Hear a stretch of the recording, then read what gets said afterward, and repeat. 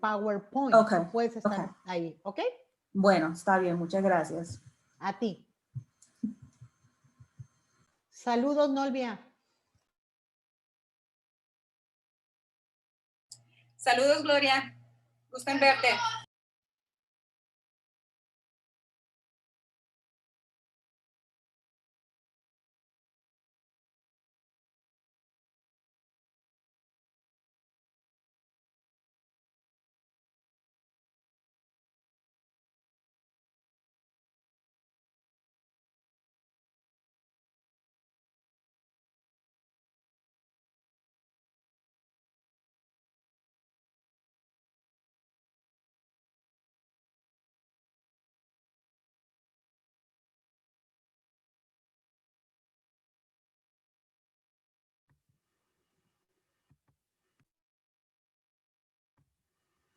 I'm sorry, Dan. I think your mic is it's not open.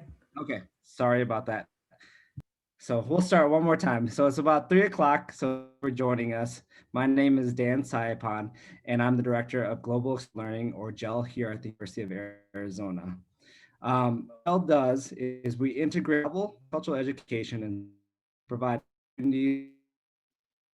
inclusive around the world.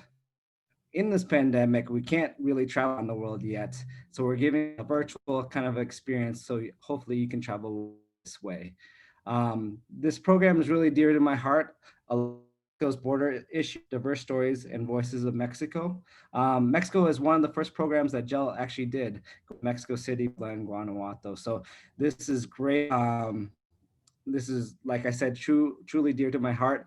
And it's been a pleasure working for these past 2 months with my Claudia in doing this work and providing this robust look into Mexico. And I want to also introduce my team that has been working on it as well, Aries and Leslie. Hi, everybody. My name is Leslie Soto Torres. I'm a current senior at the University of Arizona with the major in speech, language, and hearing sciences. And I am a current intern for GEL. Hi everyone, my name is Ariana Castillo. I am a senior this year, majoring in criminal justice at the University of Arizona, and I am also a GEL intern. I would like to introduce y'all to Dr. Nadia Alvarez Mejia. She is a director of Mexico programs, assistant professor of practice in teaching, learning, and social cultural studies in the College of Education here at the University of Arizona. I want to pinpoint her work and what she has devoted her professional career towards. She helps amplify the voices of young women and minority populations. For the past 13 years, she has brought international students to the University of Arizona to conduct research, improve their English proficiency, and learn about the academic culture in the United States, and has recruited many international students to come to the university for both undergraduate and graduate studies. She serves on the Hispanic Serving Institution as well as the Academic Leadership Institute. Before we get started, I just want to thank Dr. Alvarez Mejia for creating this space for students to share their experiences and for the University of Arizona to connect with her colleagues and networks in Mexico. Thank you, Dan, Leslie, and Aries. It's been a pleasure working with you for the last weeks and preparing this webinar. Bienvenidos y bienvenidas. Buenas tardes. As Aries mentioned, I'm Nadia Alvarez Mejia. I was born in Obregón, Sonora, and I was raised in Mazatlan, Sinaloa. Mazatlan is a word from the Nahuatl language that means lands of the deer. Honoring the indigenous pueblos in Mexico and the Native nations in the US, I would like to respectfully acknowledge that the University of Arizona is located on ancestral indigenous lands. I would like to honor the Tohono O'odham Nation and the Pasquayaqui Nation and the many diverse people we encounter in this beautiful part of the Sonora Desert. When I got the invitation to design this webinar, I never saw myself talking for 2 hours and trying to explain how diverse is my home country, Mexico. If we look into my own story, you will see the bond between different cultures, heritage, identities, from the desert to the sea, to the mountains, to the city and the small towns.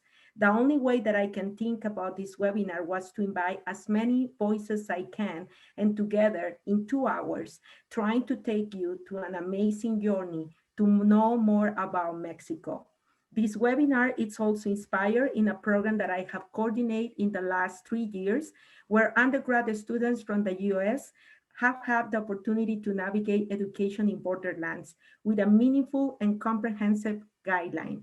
I hope you enjoyed this time together. I invite you to open your mind and heart and get into the amazing and diverse realities coexisting in Mexico. Aries, could you give me the opportunity to share my screen? Thank you.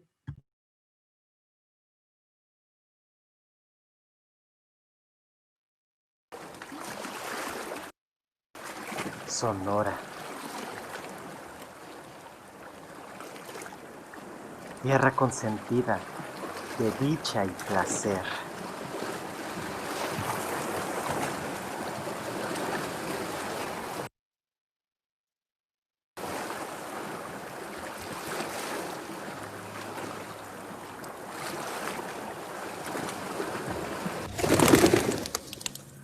Tan lindo, Hermosillo, pueblito sencillo.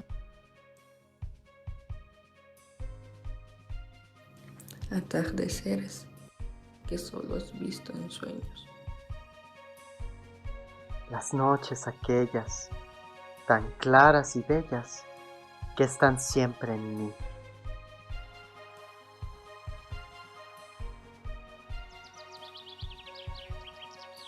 Tierra caliente, del desierto. Tierra idolatrada, serás venerada por tu tradición y costumbres. Y empieza el viaje por el norte.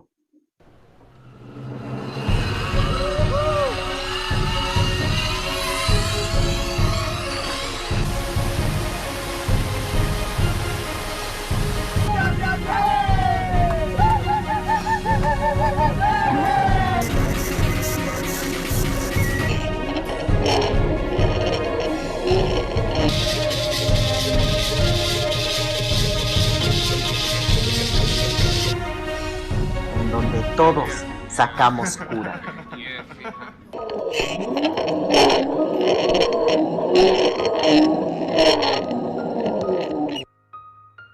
Somos mexicanos.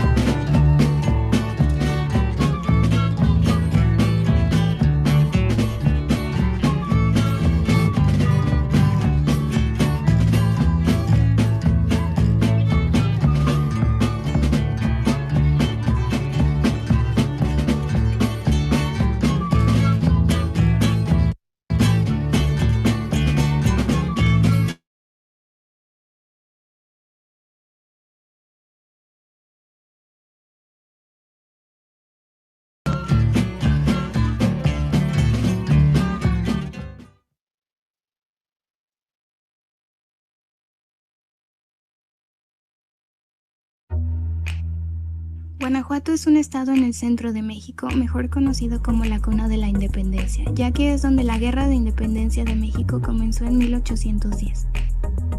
León de los Aldama fue fundada en 1576 y es actualmente la ciudad más habitada del estado con aproximadamente 2.2 millones de habitantes. La actividad económica más importante es la industria del calzado, aunque otras industrias crecen rápidamente. Dentro de los sitios más importantes de la ciudad está el Museo de Arte e Historia de Guanajuato, el Teatro del Bicentenario Roberto Plasencia Saldaña y la Biblioteca Central Estatal Wilberto Jiménez Moreno. La ciudad es también sede de eventos grandes como la Feria Estatal de León y el Festival Internacional del Globo. La cebadina es una bebida tradicional de la ciudad. Está hecha de cebada, fruta y carbonato de sodio. Otras comidas tradicionales son las guacamayas y las bombas. León tiene uno de los equipos más importantes de fútbol en el país, el Club León, que representa una parte importante de la cultura de la ciudad. El trayecto de León a la capital es de 30 minutos aproximadamente. Guanajuato es la capital del estado. Es uno de los lugares más hermosos de México y está lleno de espacios para conocer y apreciar el arte y la cultura. Uno de los lugares más emblemáticos de la ciudad es el edificio de la Alhóndiga de Granaditas, debido al papel histórico que juega en la independencia de México. Muy cerca de ahí encontramos el Mercado Hidalgo, donde podemos encontrar dulces, juguetes, ropa y artesanías típicos no solo mexicanos, sino guanajuatenses. Después, al dirigirnos al centro, podemos encontrar la Plaza de la Paz, un lugar lleno de vida, sorpresas y lugares para compartir en familia. En la parte de arriba encontramos el corazón de Guanajuato, el edificio central de la Universidad de Guanajuato. Y lo llamo así porque en realidad el corazón de Guanajuato somos todos los estudiantes, que venimos aquí desde todas las ciudades del estado e incluso de otros estados a aprender. Pero Guanajuato es mucho más que eso. La ciudad es conocida de forma internacional como destino turístico debido a que es la sede de 19 museos, ciudad anfitriona de 2 festivales internacionales y múltiples tradiciones propias como el Viernes de Dolores, creadora de deliciosa gastronomía como las enchiladas mineras y dulces típicos como las charamuscas. Todo esto, además de formar parte de la Ruta de la Independencia, albergar magníficos edificios con arquitectura colonial, compartir prácticas culturales como las callejoneadas y relatar innumerables leyendas en cada rincón de la ciudad.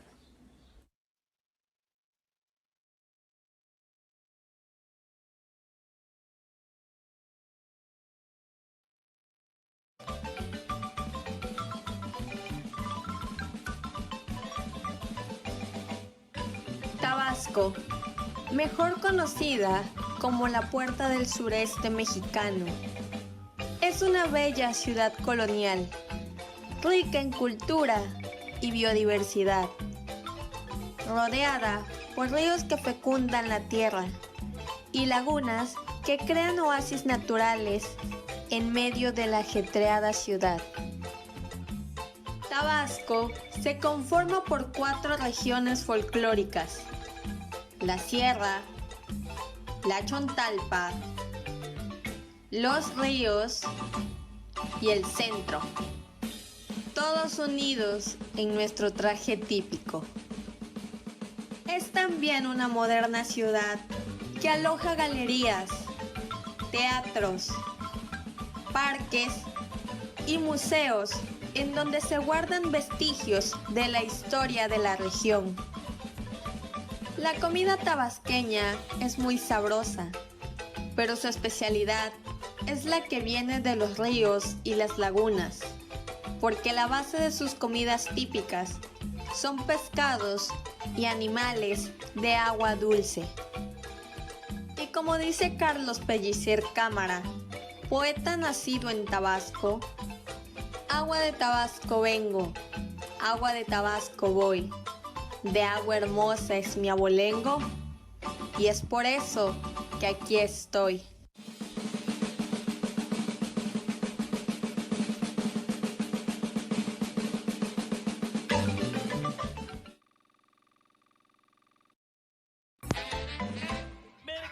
La cocina regional tabasqueña es una combinación que ilustra los movimientos migratorios entre la cultura europea y nuestra cultura culinaria maya y chontal. Los tradicionales dulces típicos hechos a base de miel son elaborados con diferentes frutas como el coco, la papaya o el cocoyol. Se incluye de igual manera el tradicional dulce de leche, que aunque no contiene miel, lleva un proceso similar a los demás dulces. En mi tierra tabasqueña los chiles son de vital importancia porque le brindan un sabor único a cualquier comida. El más importante de todos, el amachito, crece en un arbusto perenne con frutos similares a las bayas, chiquito pero muy picoso, siendo el principal ingrediente de las salsas tabasco. Y cómo olvidar a la característica naranja agria. Tierra costera somos, con abundancia en mariscos frescos y listos para preparar los mejores platillos. Uno de los más emblemáticos es en definitiva el topén. El topén representa un recurso natural para los pobladores chontales, Es un pequeño pez que vive en zonas pantanosas y es el principal alimento del peje lagarto. El peje lagarto es un pez de agua dulce de cuerpo cilíndrico y de boca alargada y representa el principal alimento tabasqueño, el peje lagarto asado. Bebida de los dioses, el pozole. De origen prehispánico, su método de preparación consiste en moler granos de maíz y combinarlos con su materia prima, el cacao, para ser batida hasta convertirlo en una masa que posteriormente será licuada y convertida en la bebida más refrescante para los mayas, el pochol, acompañado perfectamente con un delicioso dulce de leche. Raíz emblemática de Tabasco, la yuca. Muy consumida en pueblos de Centroamérica y el Caribe, es responsable de la creación de una delicia tabasqueña, tortilla y torrejitas de yuca, que puede ir acompañada perfectamente con cualquier comida.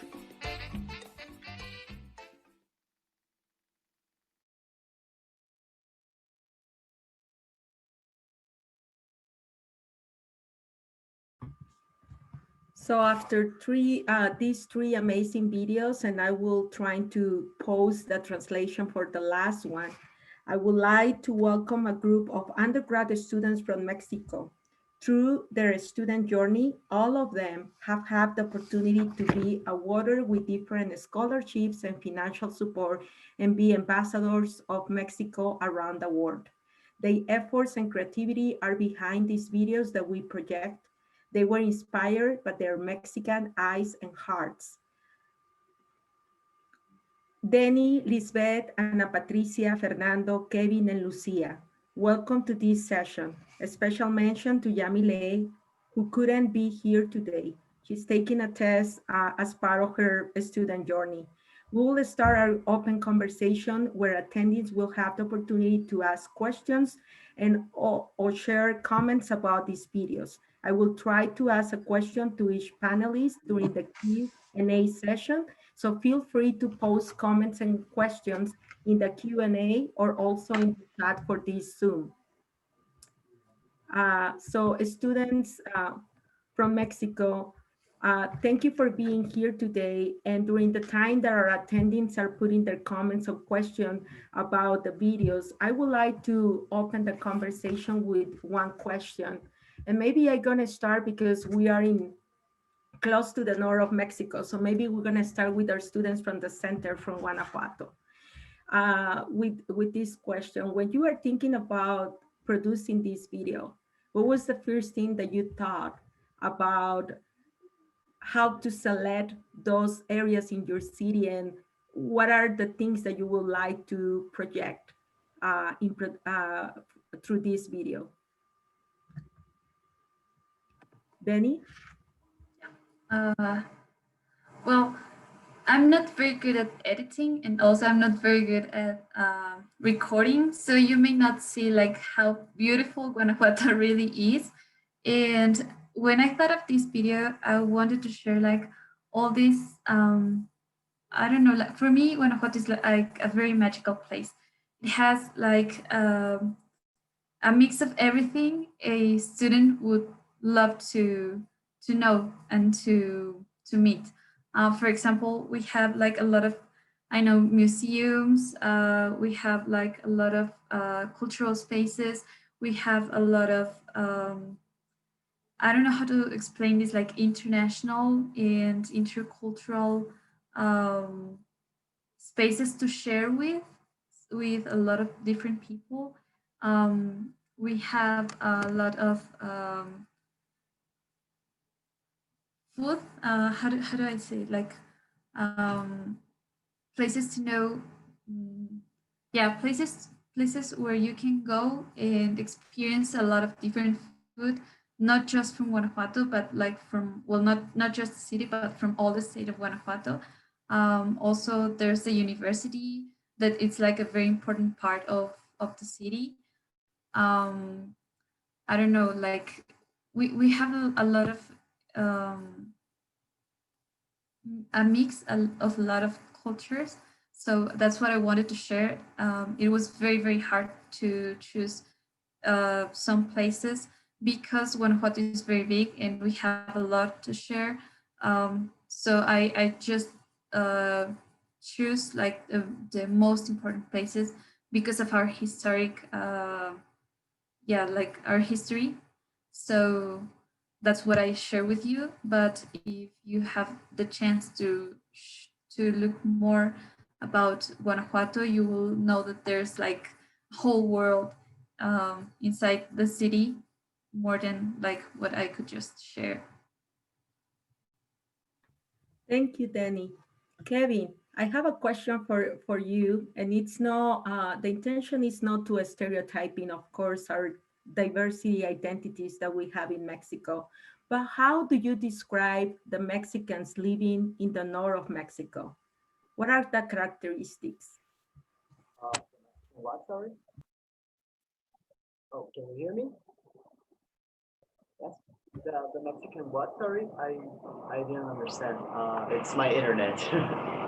Oh, yes, Kevin. So the question is about, we were talking about how through the videos that you guys produce, we see how diverse is Mexico. And it was only a small taste about the regions in the south and the north and the center of Mexico, specifically in some states. So thinking about the identity in the north of Mexico, how do you define those Mexicans living in the north? What are the characteristics? How do you define yourself? Well, we are a little different from Mexicans from the south and the center because we are close to the U.S. border, and that means that globalization, of course, hit us different. And we have a lot of traditions and our way of dressing up and everything that's very similar to that of the U.S. But still, we are very contact-based in Sonora, and through the entire north, we are very contact-based. It's like if you ever come to the north, you will see that a lot of people, whenever you meet someone for the first time, even they will just grab your hand and they will give you a soft hug. But sometimes we are a little bit rougher, like we usually just do this on our backs, and we are very touchy and yeah, that's part of our culture. Actually, it's something very, very, how would you say it? Very similar, very, I don't know, characteristic about the North. And also we are the cowboys of Mexico. We use square t-shirts and the hats and all of that. Not everyone dresses like that, but it's part of the culture and the way of dressing up and living, of course. Thank you. So I really appreciate if attendees can pose questions or comments if you are curious about to know and hear about the students that are representing the North, the Center, and the South of Mexico. And thinking about the South, Lisbeth, I know that you are living in Tabasco. When I visit Tabasco, I was amazed about how diverse is that land in terms of culture and vegetation. So I would like that you share with us how you see that part of Mexico through your eyes and your heart. Hello, everybody.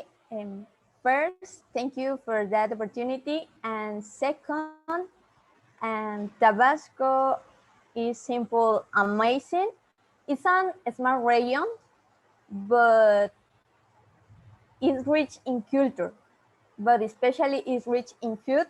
The food of Tabasco is exotic first. And other characteristic from Tabasco is our music, drummer music, so that it's amazing and feel to dance.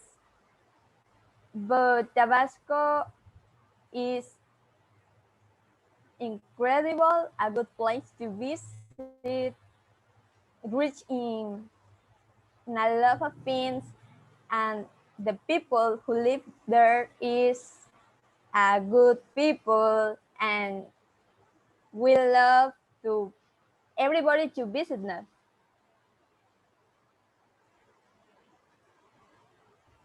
Thank you. I have a question here from Dr. Marla Franco. And I think I will turn that question to our last two students. asking the same question, and maybe you can feed each other with oh, actually we have another question. So let's start with Fernando from Unison. And the question is, Fernando, what motivates the students to pursue their area of study? Like students in Mexico, what was your motivation? ¿Me puede repetir de nuevo, por favor? Sí, ¿cuál fue tu motivación para estudiar la carrera universitaria que estás cursando? ¿Puedo contestarlo en español? Contesta en español y yo te traduzco. So Fernando is going to answer in Spanish and I will translate his answer. Ok. Bueno, mi madre también es universitaria. Ella estudió Derecho. Ella trabaja también en la universidad. Entonces yo desde niño he tenido esa vista de ser universitario. O sea, siempre he estado dentro de una universidad y siempre me he sentido como un estudiante. He estado rodeado de maestros o de compañeros. Al momento de llegar a la preparatoria, que fue cuando yo tenía que decidir también en qué carrera estudiar, fue también por compañeros de clase por los que decidí meterme. Al principio fue un poco difícil y era algo que no estaba tan entusiasmado, pero poco a poco le fue gustando mucho el gusto. Ahorita disfruto muchísimo ser universitario, muchísimo. So Fernando's, the big motivation that he has to pursue a undergrad degree is his mom. His mom graduated from the College of Law, and she also worked as a professor in the University of Sonora. So Fernando sees himself as growing since he was a little boy, growing and be part of the university. So there was no another way that he see himself. And when he started high school, also he increased his motivation in pursuing a degree because he has a group of students that all of them were thinking about attending university. So he's very excited every time that he's going to the university and continue his journey as an undergrad student in Mexico. Gracias, Fernando. Lucia, so I have a question for you, and I think this is going to be the last question so we can wrap up the first part of our webinar. And the question is, this is a great presentation. Do you feel like this program you are in has allowed you to meet people from regions you never thought you would? I don't understand very well the question. Is it my college program or which program? Te la traduzco, Lucía. Están preguntando que a través del programa que tú estudias en tu universidad, te ha permitido conocer personas de otros países o regiones que nunca te imaginaste conocer. Lo puedes decir en español y yo te traduzco si gustas. So Lucia is going to, you want to respond in English or Spanish? No, I can respond in English. Okay, go ahead. I think, yes, it has helped me to, well, I made an exchange last year, and I think it is not my specific program that has allowed me to meet people from all over the world, but I think I think it is more like the university, like the studying in college that has allowed me to have those experiences. But I think yes, but not that much my program, because my program is history, and it's not like there are programs that are more, that encourage more their students to travel, but I think my program is not that encouraging. Yeah. Thank you, Lucia. So maybe now that you have the opportunity, Lucia, to produce this video, you can propose to your program to be more open to travel, not only physically, but also through these videos.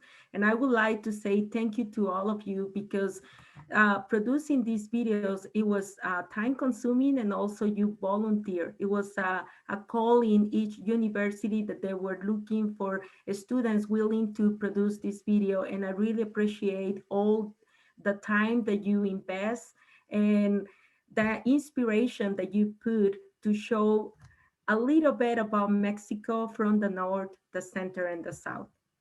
Thank you. And now, continue to this webinar. Mexico is representing in so many different ways, as you see through the eyes and the hearts of these students. The way that they see Mexico and the way that they define Mexico is also according to the place that they were born, that they study, and they are living right now. And all the different interactions and experience that they have, not only in our home country, Mexico, but also abroad. One of the most institutional representation is the figure of consulates of Mexico around the world, including the United States. Tucson is honored to host one of these consulates. Let's watch together this video to learn more about this local consulate, its initiatives, programs, and activities. So thank you. I will share the video, and then I'm going to introduce two special guests that we have today.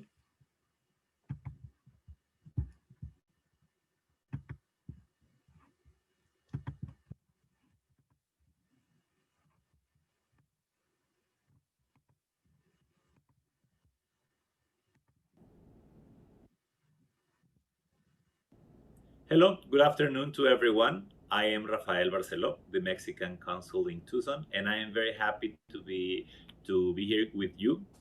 I accepted the invitation that Dr.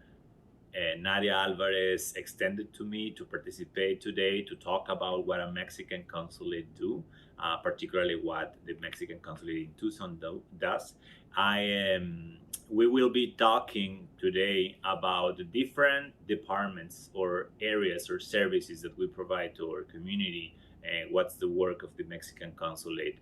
And first, we are going to have a video that we had with this a tour in the consulate, and I will talk to you about two of the three departments that have to be with direct attention to people. So let's roll it. We have a video that we wanted to present to you just to you get to know our facilities here in Tucson, but to talk about the different departments that we have at the Mexican consulate in Tucson, which is very similar to any Mexican consulate. We have here in the first floor of the building, we have the more public area, that we call documentation area. Documentation is the department that issues the documents that Mexicans might need, passports, and ID that we call matrícula consular, which is a photo ID, widely recognized for banks, and that gives access to several services for members of our community, particularly important for those who doesn't have the migratory status to have another forms of ID. Then we also have what could be like the vinculation with community. We call it comunidades or communities. We have this gallery at the consulate, this Leonora Carrington Gallery, in the name of this Mexican artist from a British origin, and that we present several events. Well, that was before COVID. We have now actually an exhibition on scientific photography, which people who comes with an appointment to the consulate can see. This is a gallery, a former exposition that we had. And then in communities, we have three main topics. There you're going financial advisory, a window that gives information about credits and debt and how to resort to funds to get support. Then we also had the educational window and health window, the ventanilla de salud, or Ventanilla de Educación. These ventanillas are ways that in which we work with local allies. We establish memorandums of understanding to provide service of information and in those topics. For instance, with Salud, we have an agreement with a federal funded clinic, which is called El Rio, and we fund this Ventanilla too to inform people about the different services they might access. And educational, we have it with Pima Community College, also to provide information about educational opportunities that people in our community might have. And the financial advisory, we have it with the Tucson Hispanic Chamber of Commerce to provide information, as we said, about different topics that might help the economic empowerment of our communities, for the families and the individual members. So that would be two of the little recap. We talked about two departments already. It's like documentation and communities, or vinculation with the community. Now we are going to talk about a department that is particularly important in Tucson. It's consular protection. That consular protection is part of the Mexican foreign policy of protecting their nationals abroad, particularly if they have been victims of abuse by authorities or other people.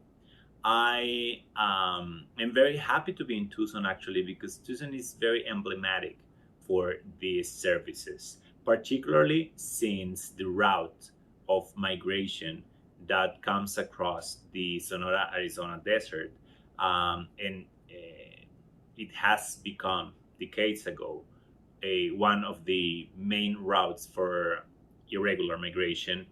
But at the same time, it is one of the riskiest. It is lethal for a lot of people. They have to walk through the desert several days, and there are a lot of people who unfortunately perish during those during their attempt to cross the border, the Mexican-U.S. border. Not just Mexican nationals, but we collaborate with the Office of the Medical Examiner of the Pima County, which is actually a reference in the United States in identification migrant people.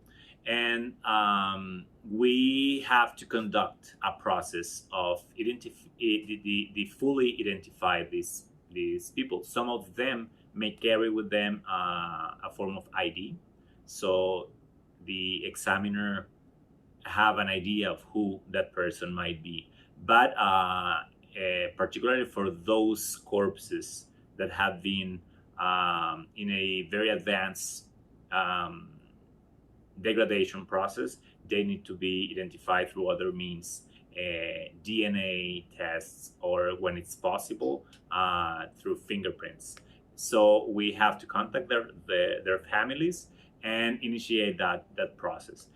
When the identification process is completed, we also help the families to repatriate the body so they can have a burial with their families.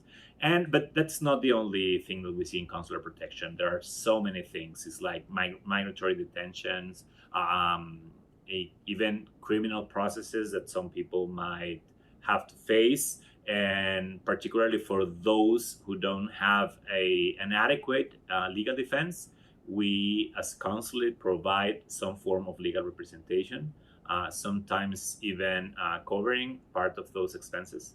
And also putting together local allies who actually can help those people with their situation, be it local authorities or civil society organizations. So consular protection is a very broad area of the consulates of Mexico in the United States, particularly because here in the US, Mexico has 50 consulates, 50 consulates. And it's not one for each state, because in Texas we have 11, in California we have 10, in Arizona we have 5. It's because we have a very numerous diaspora of Mexicans in the US. And some of them are vulnerable people. So the consulates, with the help of local authorities and local allies, try to convey some services for them. That would be the three direct community services: documentation, consular protection, and communities. But also we have a political responsibility to promote the trade, the touristic attractions in Mexico, and particularly, and that's very important for us, cultural promotion.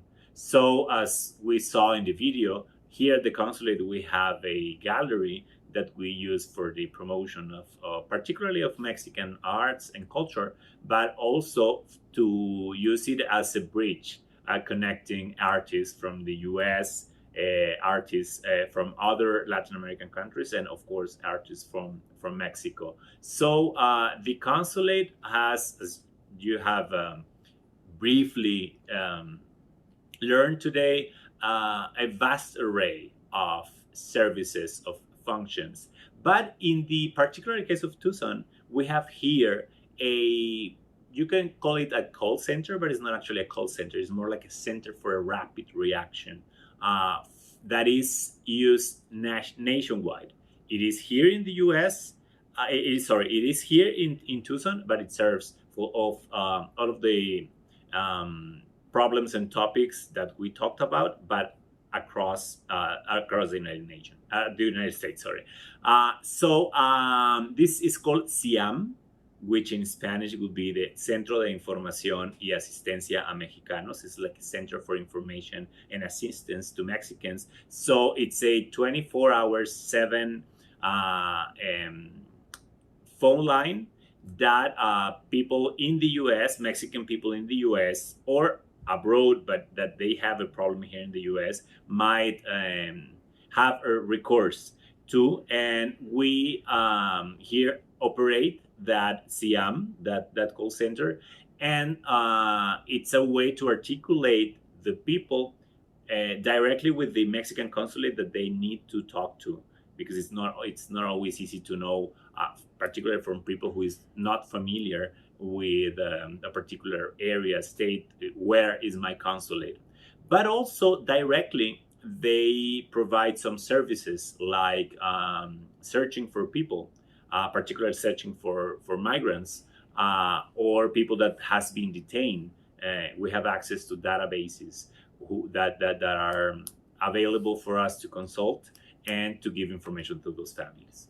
So I think basically I covered most of the topics that we tend to see here at the consulate. I am very happy to get to talk to you afterwards. I will have an opportunity through Zoom video to respond, to answer to some of your questions. And thank you so much for your attention. So after this video, I am honored to welcome Consul of Mexico in Tucson, Rafael Barceló Durazo, and our moderator for this open conversation, Assistant Vice Provost of Hispanic Serving Institution, HSI Initiatives, and Faculty Affiliate in the Center for the Study of Higher Education, Dr. Marla Franco. Dr. Franco, the mic is yours. Gracias, Dr. Alvarez Mejia. Thank you so much again to all who came together to host this panel conversation. And thank you so much to the students who spoke and shared your videos with us. I truly am inspired and can't wait to travel again and visit the many places that you shared with us. Bienvenidos, Consul Barceló. Thank you so much for joining us and welcome to Tucson, your new home. We actually have 2 questions in the Q&A, and then we also have some additional questions for you. So we will try and see what we can get through in about 15 minutes or so for our Q&A. So one of the things that I wanted to ask you is, in your first year in your position, what do you see as your main priorities? Well, thank you. Thank you so much, Dr. Franco, for the invitation. And I apologize because my video was lengthier than it was supposed to be, but I'm very happy to be able to share what a consulate does. And the priorities will be, I think, there are two priorities right now in most of the consulates. First is to help our community to go through these pandemic times and help them to get the right information they might have and to put it together with the institutions that might provide the health services. Because some of Mexican people, Mexican nationals in the US are either uninsured or underinsured. So it's for them, it's particularly complicated to get access to health services. That would be one. And the second one is to help with the economic recovery, be it for the economic empowerment of our community in the US, but also since we live in a region in the southern Arizona, it is a region totally linked with northern Mexico, particularly the state of Sonora. It's like promoting more trade, more economic activities in both sides of the border could help to improve the employment and the economic recovery that it's a situation that has hardly hit our families and basically everyone. And we want to prioritize all the things that we might do to improve those conditions. Yes, thank you. Those are definitely two very important areas for priority. One of the questions that we just received from our audience, do you provide support groups for those who have immigrated to the US regarding their transition to a new city or a new country? Perhaps maybe support groups such as ways to build community with each other. Well, let's say we actually do that actually with the ventanillas. With the ventanillas, we have local allies to work particularly with the community.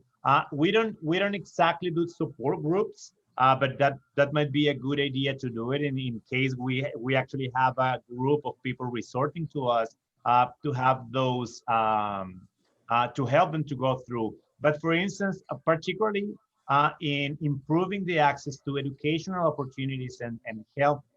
It's a way to actually help the people, the families, to go through that transition until they are socially and economically integrated, not to need the assistance of the consulate, but actually being able by themselves and the local options they might have to do it by themselves. But we actually work with our community in that idea of transitioning into a much more integrated stance, so they actually can by themselves help themselves during these transition times that it is challenging throughout your entire life when you are a migrant. And if it is challenging for the next generations that don't have the same access to local opportunities as people that have been in a country for several generations. So that's the idea of vinculation with community. Actually, we don't do it, I repeat, through support groups,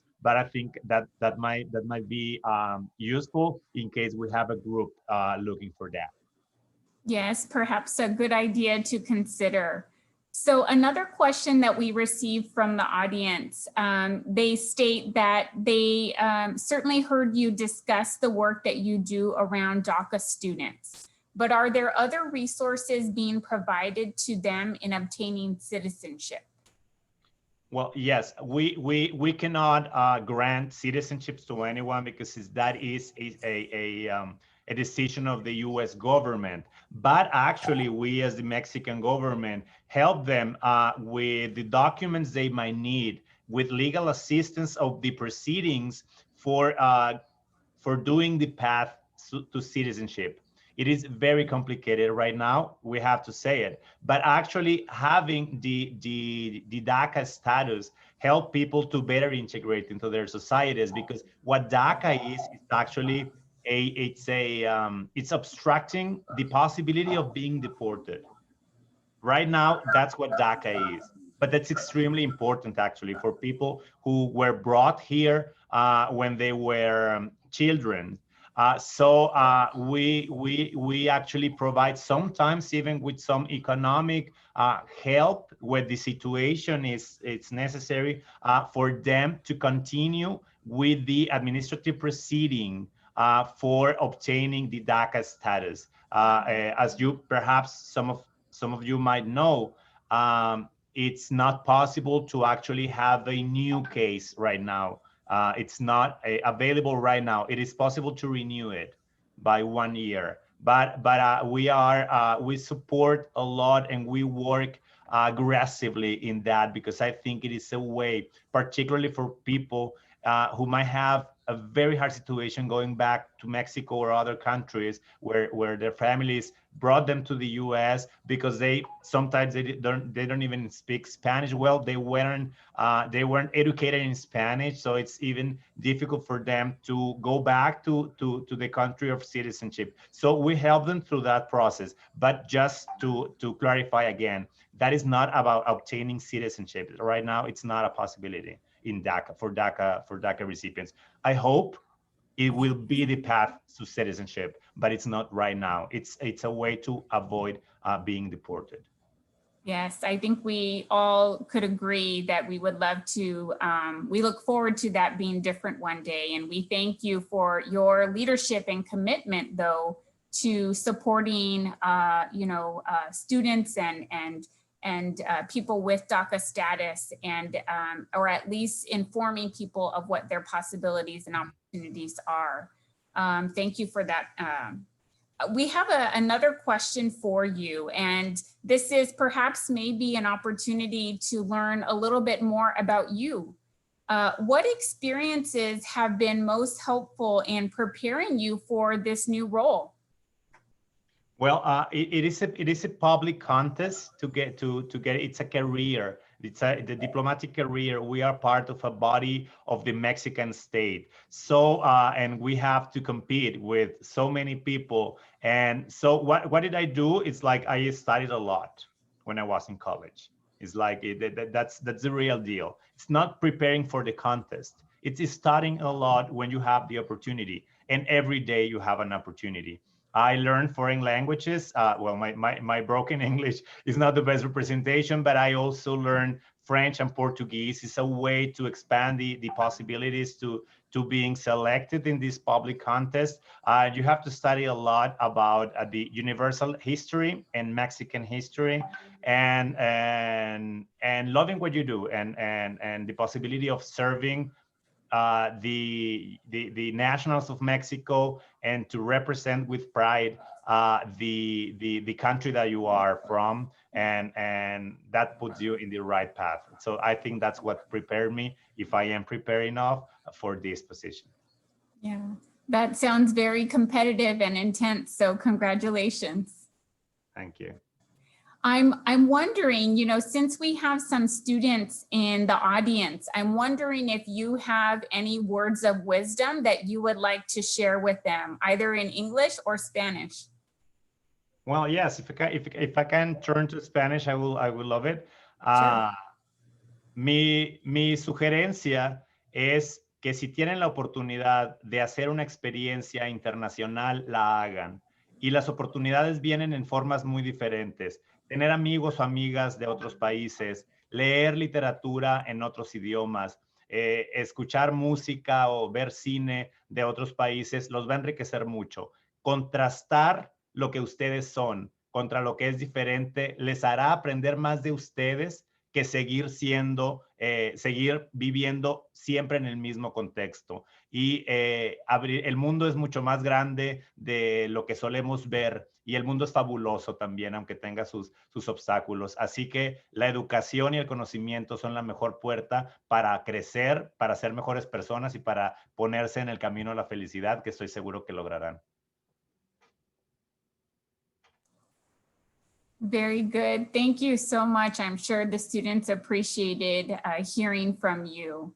That is, we are kind of at the conclusion of some of the questions that we have, but is there anything else that you, actually, we have one more question. So one of the audience members asked if you might be able to talk about dual citizenship registration support that you might be able to kind of share some information about who qualifies and what is important and what does the process require? Oh, well, thank you for that question. Yes, dual citizenship is possible. And actually, you are Mexican if one of your parents is born Mexican. It was born in Mexico. So either your mother or your father or both are Mexicans born in Mexico, you are already a Mexican, but you perhaps still don't have the document to prove it. So it is a very easy one. It's like your birth certificate, and it's the Mexican birth certificate of the parent that is actually Mexican and born in Mexico. And we will be very happy to grant that document that will prove that you are both an American and a Mexican. And we have, particularly in Tucson, we have a huge, strong community, particularly useful for those who actually go to Mexico, who want to have a beach house, for instance, or to do business in Mexico, or to study in Mexico. For those who can actually apply for the Mexican birth certificate, it's a very easy paper to get if either your mother or your father was born in Mexico, and so it's basically those papers that I mentioned. So please come to the consulate and get your dual citizenship. Great, thank you so much.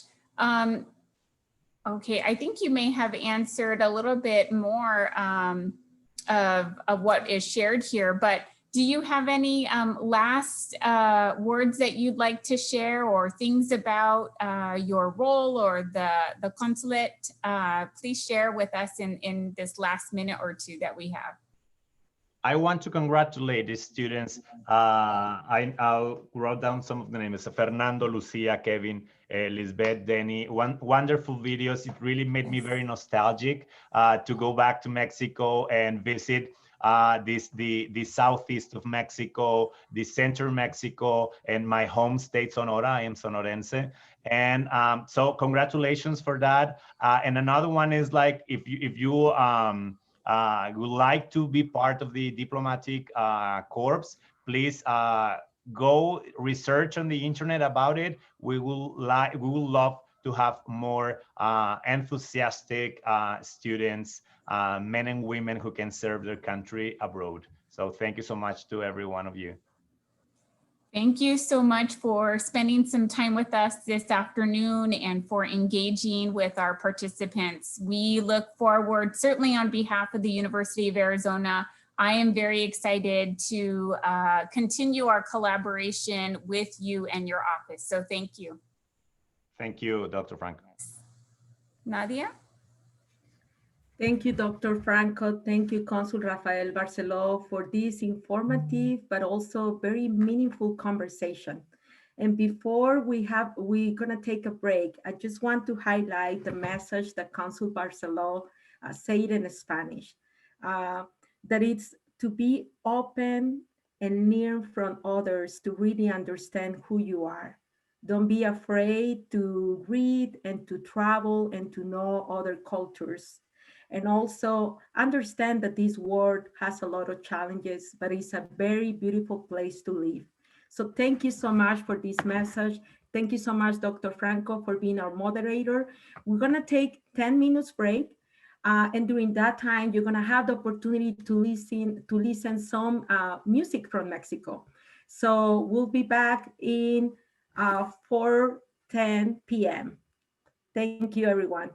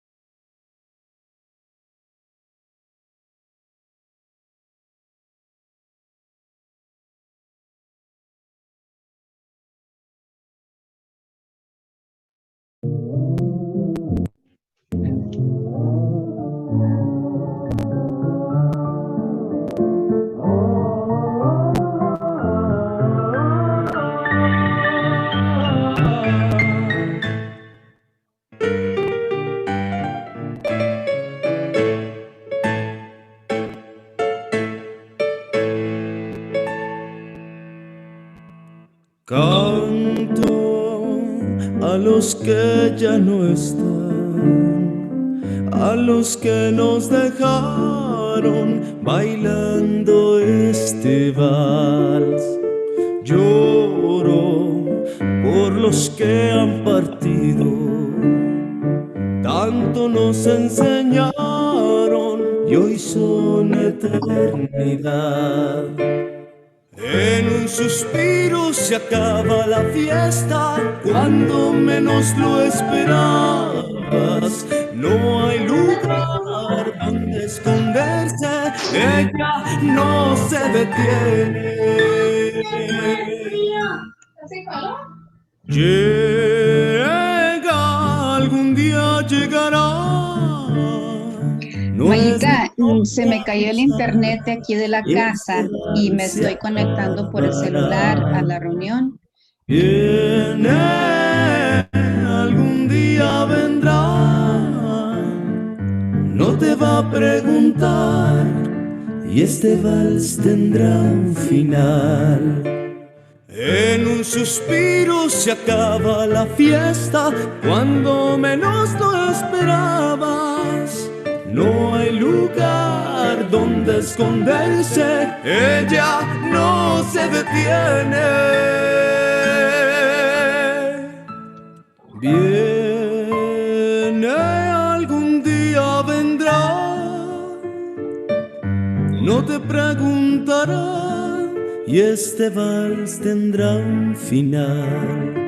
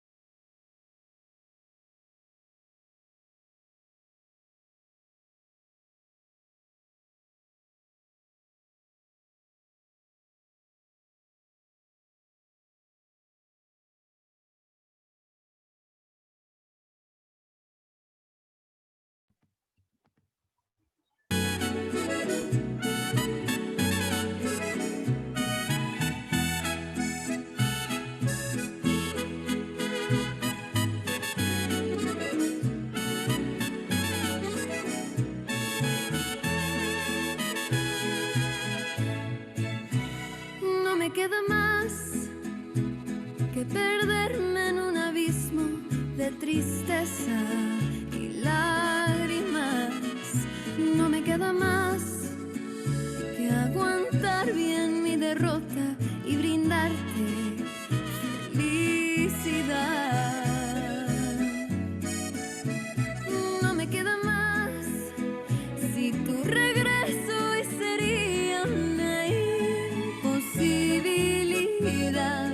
Y esto que no era amor, lo que hoy niegas, lo que dices que nunca pasó, es el más dulce recuerdo de mi vida. Yo tenía una esperanza en el fondo de mi alma, que un día te quedaras tú conmigo, y aún guardaba una ilusión que alimentaba el corazón, mi corazón que hoy tiene que verte como solo amigos. Y aunque vivía enamorada y totalmente equivocada, no me importa, porque esto sí fue amor. Por mi parte, lo más lindo, el más grande amor. Y aunque siempre lo renuncies, para mí fue lo más bello.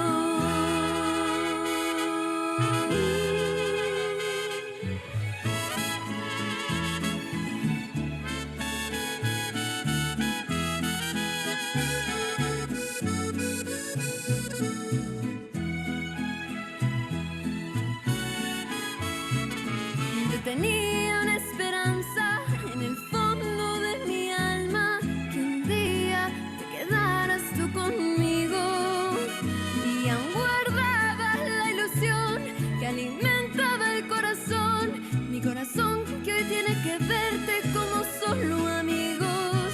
Y aunque viví enamorada y totalmente equivocada, no me importa,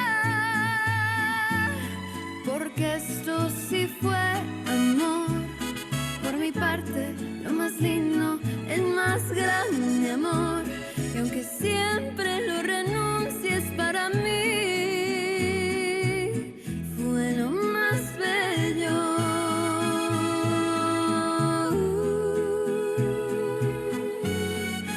Fue lo más bello.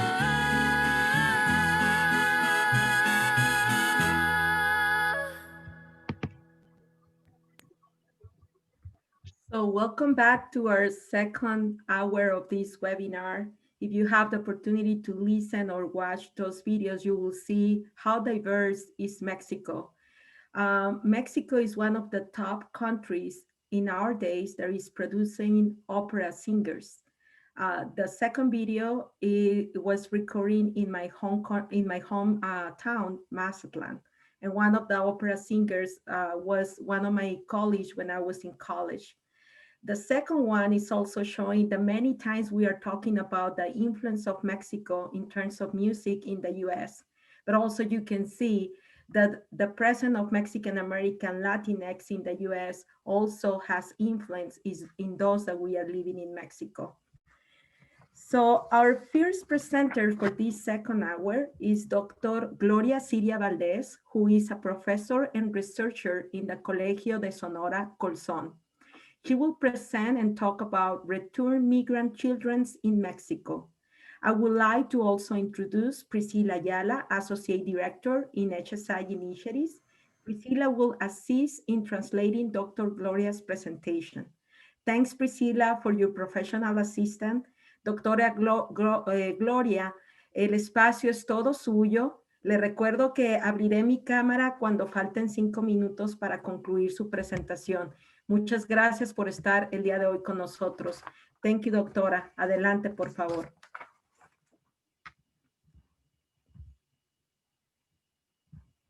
Sí, tenemos a la doctora con nosotros. Sí, aquí estoy. Adelante, doctora. I'm here. I would like to say thank you for this invitation, and I would like to say that I'm so happy to be here. Congratulations to the students from the University of Sonora who presented these beautiful videos. I feel more comfortable talking in Spanish, my native language. So I will appreciate the help of Priscilla to translate to Spanish. Okay, yo voy a hablarles sobre las actividades de investigación, de difusión y de divulgación que realizamos en el Seminario Niñez Migrante del Colegio de Sonora en Hermosillo, Sonora. So today we are going to be talking about the activities through the Migrant Children Seminar, the program's activities, the objectives through the Migrant Children Seminar. Thank you. Next, please, la siguiente diapositiva. Yes, Aries, could you give me the opportunity to share my screen? Thank you.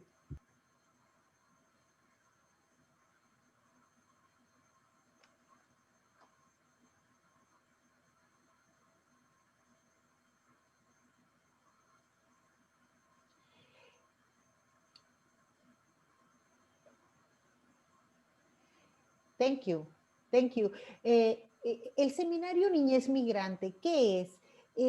Ante la ausencia de datos de corte cualitativo y cuantitativo sobre la participación de niños, niñas y adolescentes en la migración internacional, nosotros creamos el Seminario Niñez Migrante en el 2017. So in absence of the systematic qualitative and quantitative data on the participation of children and adolescents in international migration, in origin, transit, and circularly, the Migrant Children Seminar emerged in 2017. El objetivo es, de hecho, es un error. El seminario nació el 2007, no el 2017. Tenemos más de 12 años con el Seminario Niñez Migrante y el objetivo es visibilizar las voces de estos actores cuyas experiencias generalmente son contados por los adultos. Y con ello desafiamos posturas estáticas que habían invisibilizado a los niños, niñas y adolescentes en la migración internacional. So there was an error. It did not emerge in 2017. It actually emerged in 2007. And so for about 12 years now, and the objective of the Migrant Children Seminar really is to make visible with a significant perspective the presence of these voices, their experiences, and the stories to be told by themselves, thereby challenging static positions in international migration studies. Mostly the voices had been talked, mostly the voices and the study was based off of adults' experience, but in this case, this allowed for children to no longer be invisible when it came to providing information. Thank you, Priscilla. La siguiente, por favor. Los objetivos del Seminario Niñez Migrante son varios. Crear un espacio de socialización y reflexión y análisis, analizar el fenómeno desde varias disciplinas, la antropología, la sociología, la pedagogía, el derecho, analizar también las conexiones y las dinámicas que tiene la globalización con las realidades locales y las geografías de tránsito, retorno y circularidad. Y por supuesto, producir textos colectivos e individuales y programas de intervención que contribuyan a visibilizar la presencia de estos niños, niñas y adolescentes en la migración internacional. So some of the specific objectives of the Migrant Children Seminar is to create a space for socialization, reflection, and analysis, to analyze the phenomenon from different disciplines through anthropology, sociology, pedagogy, law, health, economics, etc., to analyze the issue interconnecting the dynamics of globalization with local realities and the geographies of transit, return, and circularity, and to produce collective and individual texts and intervention programs that help to disseminate and make visible the programs faced by migrant children, as well as serve as input for the design of public policy. Thank you, Priscilla. La siguiente, por favor. Son 3 programas dentro del Seminario Niñez Migrante que tenemos en la actualidad. El primero es el programa de Día de Acción de Gracias. Es un programa cultural que tenemos desde hace 8 años. Posteriormente abrimos el programa de capacitación a maestros y a directores de escuela. Y por último, tenemos un programa de asesorías escolares gratuitas para niños, niñas y adolescentes migrantes de retorno y de espera de refugio. Y en espera de refugio. Voy a hablar de cada uno de ellos más adelante. Yes, so the main programs of the Migrant Children Seminar really are based on these 3 programs. The first one being the celebrating Thanksgiving. So this has been a cultural program for about 8 years that has been in fruition, as well as a training open for teachers and directors, and then a free school counseling program. And I will talk a little bit more about these individually in the next slides. Gracias. La que sigue, por favor. Sí, les voy a hablar del programa de Día de Acción de Gracias. Este es un programa que tenemos desde hace 8 años. ¿Cuál es el objetivo? El objetivo es ahora transportar de norte a sur los sabores, los colores y las tradiciones que los niños, niñas y adolescentes migrantes que crecieron o nacieron en Estados Unidos y luego se regresaron a México tenían. Así es que desde hace 8 años organizamos en los patios del Colegio de Sonora la Cena de Acción de Gracias para los niños, niñas y adolescentes retornados y sus familias. So this program, celebrating Thanksgiving, has been in fruition for about 8 years. And really the main objective is to transport from north to south the culture, taste, the traditions, everything that was learned here in the United States so that they could celebrate and have that as a tradition that they celebrate when they return back to Mexico. Así es. Lo que estamos viendo en la actualidad con el fenómeno migratorio de retorno es que ahora, sí, en México, en Hermosillo, Sonora, tratamos de también brindarles a estos niños retornados las costumbres y las culturas que estaban acostumbrados en Estados Unidos. So really what we're trying to do, especially when you're seeing with return migration, folks returning back, is really keeping the traditions, the cultures that they've learned in the United States and celebrating that in Mexico once they've returned. Muy bien. La que sigue, por favor. Otro programa que tenemos es la capacitación. La capacitación a maestros, maestras y servidores públicos de educación para que ellos entiendan y se sensibilicen acerca de los desafíos curriculares y culturales que tienen los niños y adolescentes que llegan de Estados Unidos a México, que son diferenciados. So the next program is the training that we offer, and in this training, it allows for educators, administrators, teachers, any folks that are working with the children and adolescents that are returning from the United States to Mexico to really understand the academic challenges that students are facing once they return back to Mexico. Gracias. La que sigue, por favor. Y por último, este es un programa de asesorías escolares gratuitas que nos han dado mucha satisfacción. En este programa de asesorías gratuitas que realizamos en el Colegio de Sonora, nosotros nos enfocamos a las matemáticas, al español y a las ciencias sociales. va dirigido a niños, niñas y adolescentes retornados de Estados Unidos para apoyarlos en su tránsito al sistema educativo mexicano. Este programa es muy importante y de gran satisfacción.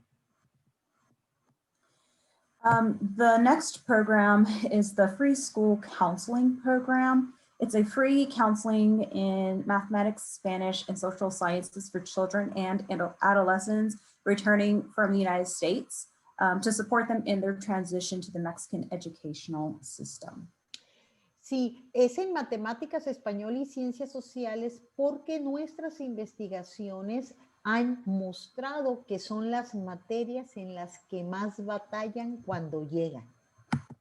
So the reason why we focus on specifically math, Spanish, and the social sciences is because research has shown us that these are the subjects that students, children, and adolescents really face academic challenges in or really struggle in once they return back to Mexico. Muy bien, la que sigue, por favor. Es importante para los estudiantes que nos están escuchando que los tiempos de contingencia que vivimos implicaron un cambio en la manera tradicional de hacer investigación. So it's really important to understand, especially with the students that are joining us today, to understand looking at research in times of contingency and really understand how things have changed. La que sigue, por favor. Lo que hicimos nosotros es mantener contacto por WhatsApp, por llamadas telefónicas y por las redes sociales con los padres de los niños y los propios niños y adolescentes retornados y en espera de refugio que asisten a las asesorías escolares.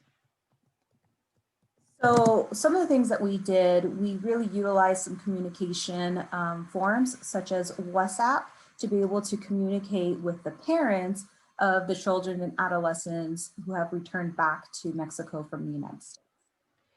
Gracias. La que sigue. Sí, también creamos un programa que se llama Cuéntaselo, donde invitamos a colegas de Estados Unidos y a colegas mexicanos a que se videograbaran leyendo un cuento. Esos cuentos se los transmitimos a los niños retornados y en espera de refugio, los cuentos en español. So there is a program that's called Cuéntalos, which is tell us about it. And really these are stories that are being read by colleagues from the United States and colleagues from Mexico that are being read to these children, adolescents for once they return back to Mexico. Sí, les voy a presentar un minuto de la lectura de uno de los cuentos que se grabaron. Tenemos aproximadamente 23 cuentos grabados. Sí, no sé si Nadia lo tenga ahí. So now I'm just going to show you like a minute video to kind of show you some of the storytelling or stories that are being told. There's about maybe 23 stories, but this is an example of one of them.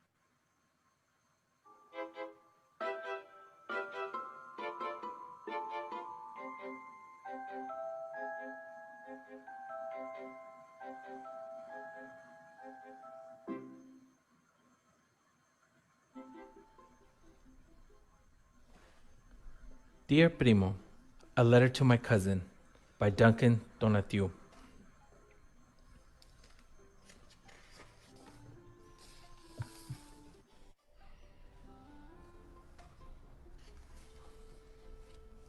To everyone trying to make a new home away from their home, and special thanks to Julia Gordon for opening this door. Score! I just got a letter from my primo, my cousin Carlitos.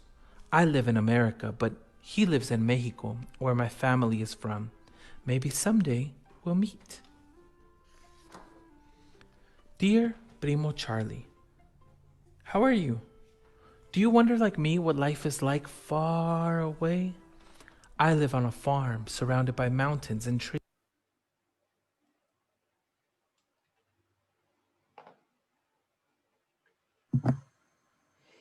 Gracias. Este es un ejemplo de los cuentos que colegas leyeron en inglés que fueron dirigidos a los niños, niñas y adolescentes retornados de Estados Unidos. Hay también cuentos leídos en español para los niños migrantes en espera de refugio en Hermosillo. So these are stories that are read in English for the majority of the part. But there are also stories that are read in Spanish for children who are in currently in Hermosillo. So you have the stories for the children who are returning and then children who are in refuge. Gracias. También en épocas de contingencias creamos un concurso de dibujo y video dirigido para estos niños, niñas y adolescentes migrantes. We also held different contests, so a drawing contest and a video contest for the children and adolescents that were a part of the Migrant Children Seminar.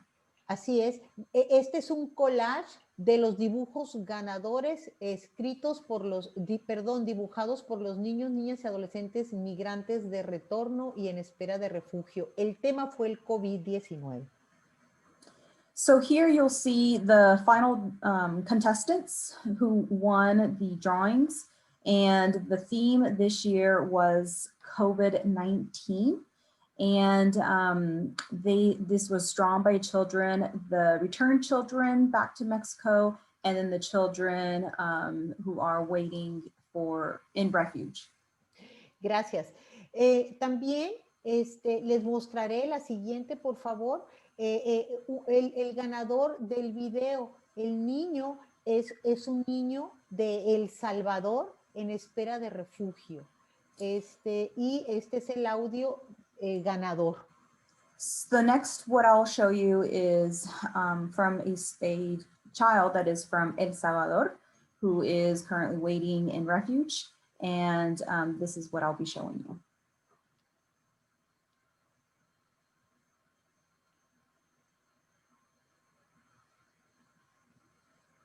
Nadia nos va a ayudar a colocar el audio. Hola, soy Josué, tengo 9 años y soy de El Salvador. Lo que más extraño es ir a Ley, ir al Parque Madero, poder entrar a Ley, ir a comer nieve, hacer muchas cosas, pero también me gustan las cosas que puedo hacer en casa, como por ejemplo hacer ejercicio, jugar fútbol, jugar con los juguetes, jugar Monopoly. Y no he podido estudiar, pero sí he hecho cosas en casa. So cute. Es importante decir, Priscila, que ese es el ganador del primer lugar en video. Sin embargo, nosotros somos muy respetuosos de la identidad de los niños, así es que solo estamos mostrando la voz. So it is important to note that the child that you just heard speaking, he was actually the contest winner of the video, but just to keep the anonymity of the child and really to be respectful of keeping the child's identity anonymous was the only reason why we show the audio and not the visual. Sí, por último, comparto las redes sociales del Seminario Niñez Migrante en Facebook, Instagram, blog, lo que están aquí en pantalla, e invito a cualquiera que le gustaría leer un cuento, mandarnos el video o el audio.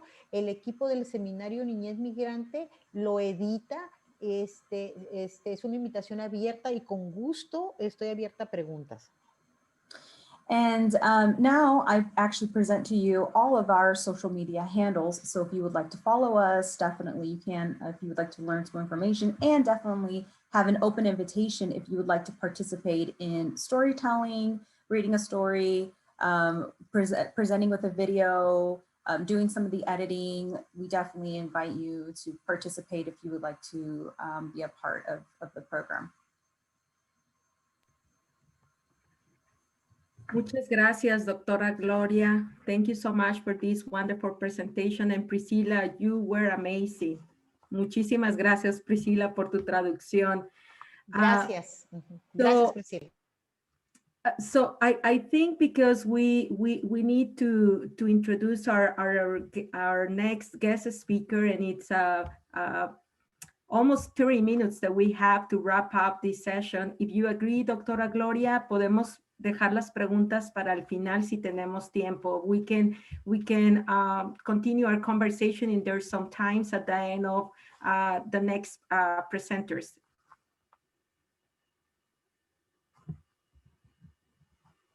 Okay, so I'm going to introduce Dr. Nolvia Cortés, who is a professor and researcher in Universidad de Sonora. And guest speakers for this presentation are also Adriana Altamirano, Michelle Paredes, and Maria Auxiliadora Saucedo. The three of them are students pursuing a college degree in Unison, Sonora, Mexico, and all of them will talk about transnational voices in a Mexican university. Welcome to this webinar, and please remind that I will open my camera when there's 5 minutes left to wrap up your presentation. Bienvenidas todas. Muchas gracias. Voy a compartir mi pantalla. Me dice que no puedo. Aries, could you give permission to Dr. Nolvia to share the screen? Thank you.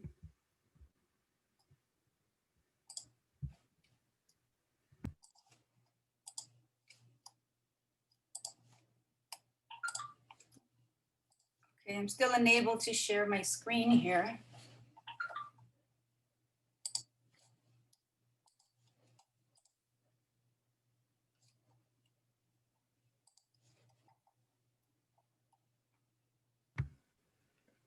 I'm asking one of the team members if we can help us, if you can help us to give the permission to Dr. Nolvia to share the screen and the presentation that she has.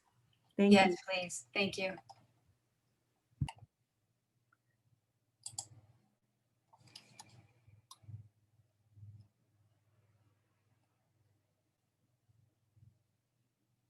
Okay. Not yet. Okay.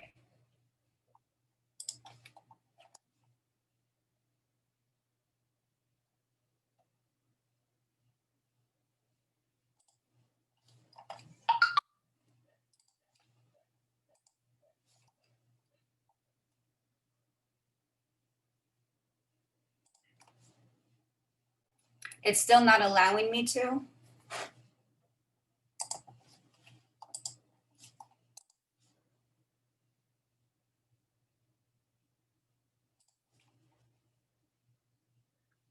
Should I send you my presentation maybe? Yes, please send me your presentation, and if you agree, you can start the conversation, and as soon as I get the file, I can assist you and project your presentation. Okay. Mayita, would you be so kind to send the presentation to Doctora Alvarez? Yes, I'll send her the one that I send you. Okay, thank you. Okay, well, thank you. Thank you for being here.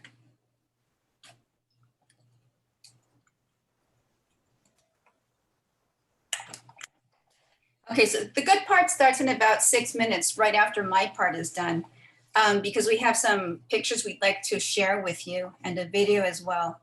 So hopefully that can be done in that period. It's still not allowing me to though. But I'll just continue and I'll talk to you a little bit about what we've been doing. And I'd like, first of all, to thank you for your invitation and your attention at this last part of the webinar.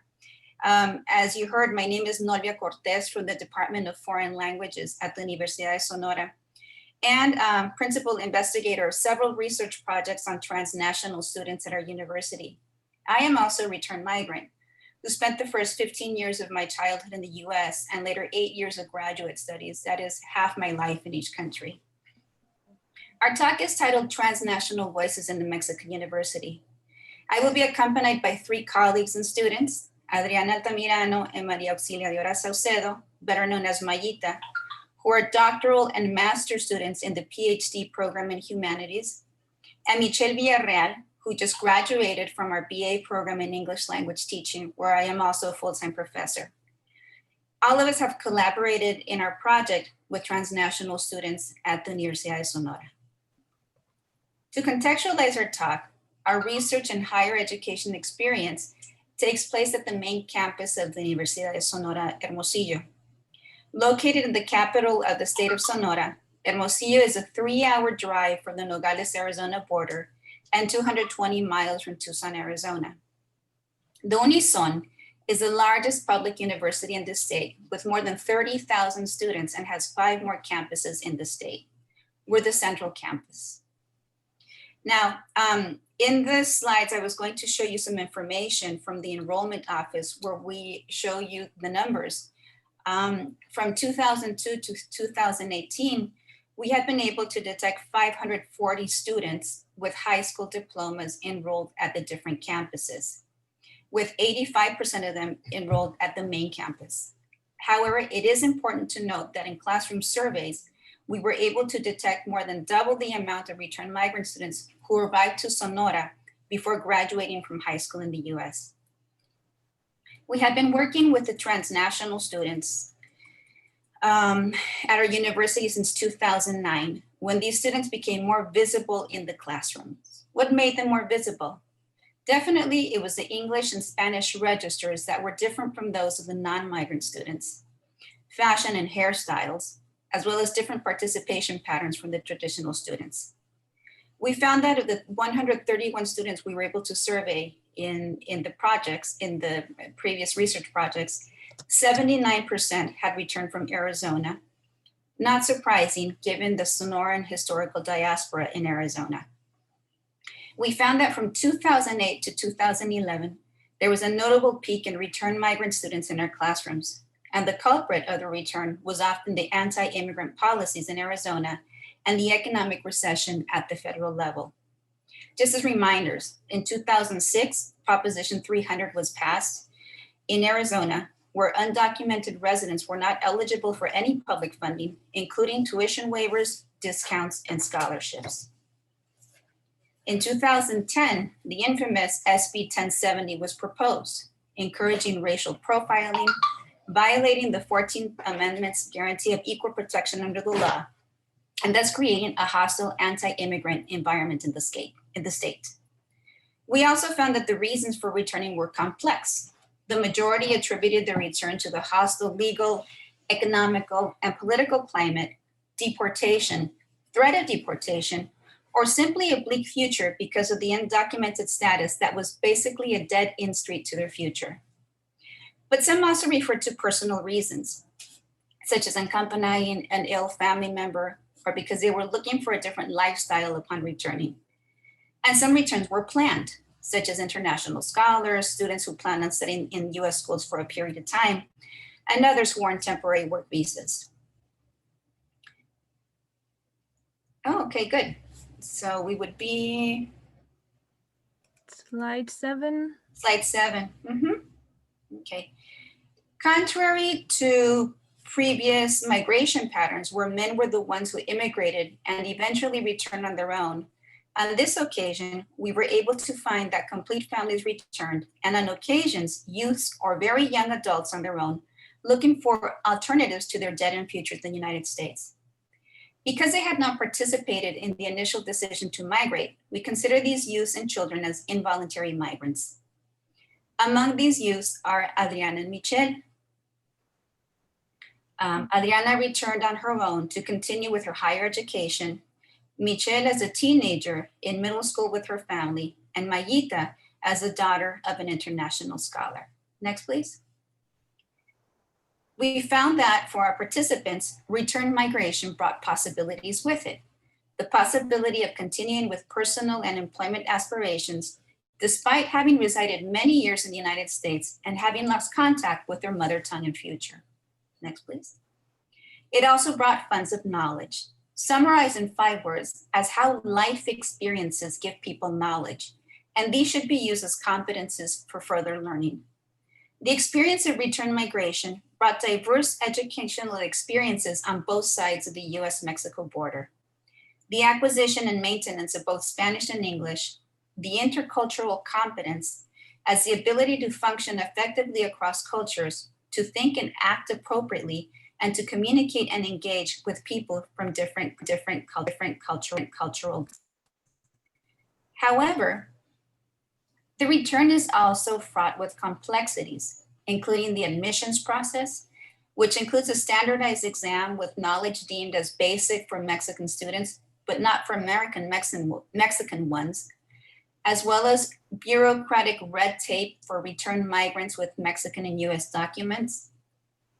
The educational background results in different knowledge and learning styles, not acknowledged as valid in both contexts, as well as the classroom and educational culture, including different participatory patterns, as well as engagement with teacher and students. Language competence in both the first and second language, and the need to differentiate between basic interpersonal communication skills and cognitive academic language proficiency, as Cummins refers. The Spanish many students returned was considered as basic interpersonal communication skills, mainly because of the English-only policies in Arizona that did not support bilingual education. And finally, and perhaps the cruelest complexity, was the separation from loved ones and the uncertainty as to when they would be able to reunite again. But of course, all of this makes sense when we hear the stories directly from Mayita, Adriana, and Michelle. So I now turn your attention to Mayita. All right, well, hi. I'm going to stop sharing just to open my Word document. And here I have it. Find my, okay. And share again.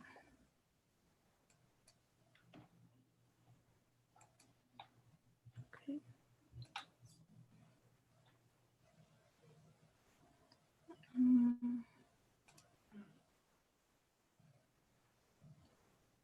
I'm sorry, is there a way of projecting and seeing at the same time my screen?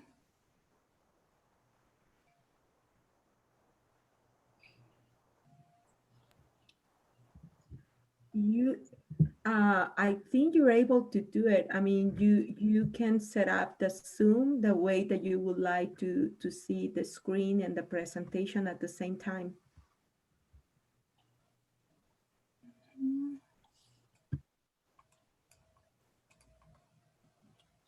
Okay.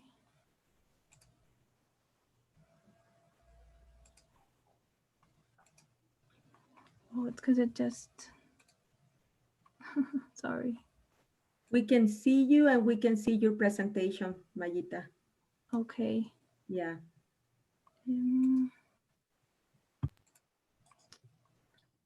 Can I share maybe?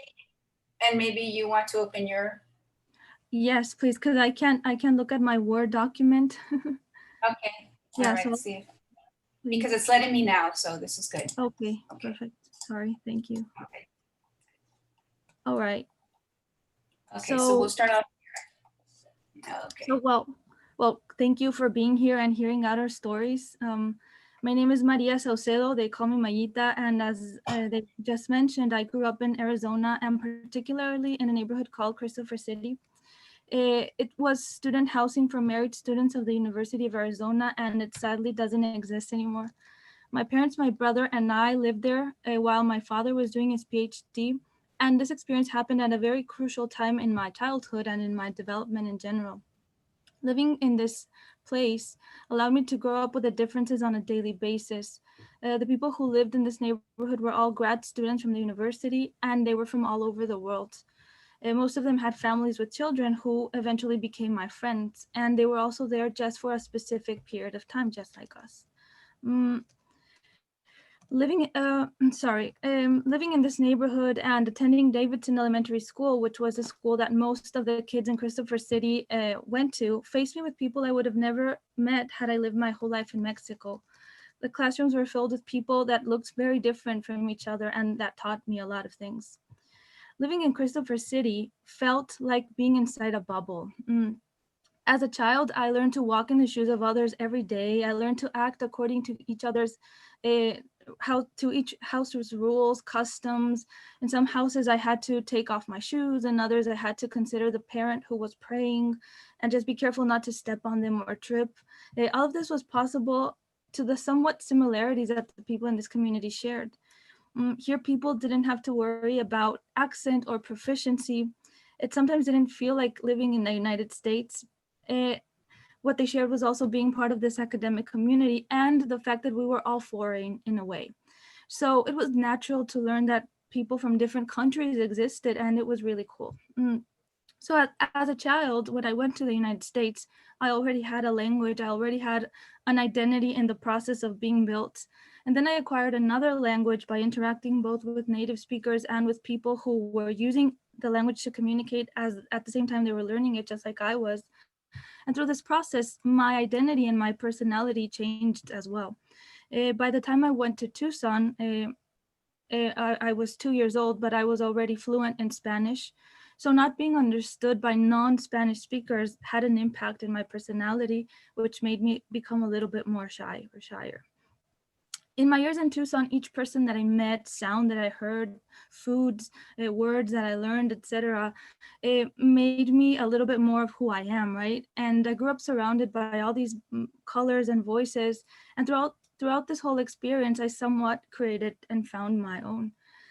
However, in 1996, when I was 8 years old, my family came back to Mexico. It was my home, it was my country. I was born here. I was able to speak Spanish.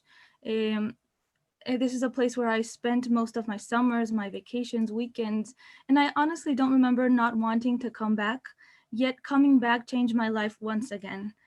I came back to a place that was very familiar. However, when school started, everything felt extremely different. I have the first day of school imprinted in my head. I can remember a lot of details from that day. I remember the first thing that my dad gave me a 5 pesos coin when we arrived at school. And I remember we were still sitting in the car and I had no idea what the money was for. Later on that day during class, I remember that the teacher asked me to copy the ABCs from the board 3 times. And she said that if we didn't finish, we wouldn't go out to recess on the first day of class. And I didn't finish. And so I stayed in the classroom sitting there all alone for a little bit. But since she left the classroom, I thought that she wouldn't notice if I left and went out myself, and she never did. So I went out and I walked around the school, and it was very weird to see so many children outside at the same time. In Tucson, we had different lunch times, I guess because of the cafeteria. So I remember that I saw kids gathering around these big windows several days after, and several days after I found out that they were actually the school stores, but didn't. And it was a lot of mess in those involved in those. So I was behind in my classes academically for around 2 school years, mostly in math and history, as Dr. Gloria mentioned. You can only, in one of the slides, you can see how I spelled the name of my school, Eduardo W. Villa. And in the picture where there is a calendar, you can see that how it should be spelt. It was my language, my second language interfering there with my first language, right? So my mother had to go to school every day and copy information from the board. I didn't seem to be the brightest of students. And because of this and other personal characteristics, such as my height, my nose, or other things, I became target of bullies in my classes with my classmates. And well, coming back was a very difficult thing. The children here were much more similar to me physically than the kids from Christopher City. They spoke Spanish. However, it was a lot more difficult to understand them, and it sometimes felt like it was with them with whom I did not share the language. So these experiences were challenging, but they also played a huge role in making me the person I am today. In the last slide, you can see these were taken during the last days of elementary. I think it was then when I was finally able to catch up academically and socially with my classmates. By the time I entered junior high, I had already become a good student, let's say, and made friends. So I didn't grow up in uncertainty. I didn't grow up in fear. My family went back and came back as a unit. My brother was born during those years. My experience was ideal in many ways, yet the mobility had a huge impact in my life, in my identity, and in my personality. It was overall a very beautiful experience, but also a very, very challenging one. Thank you.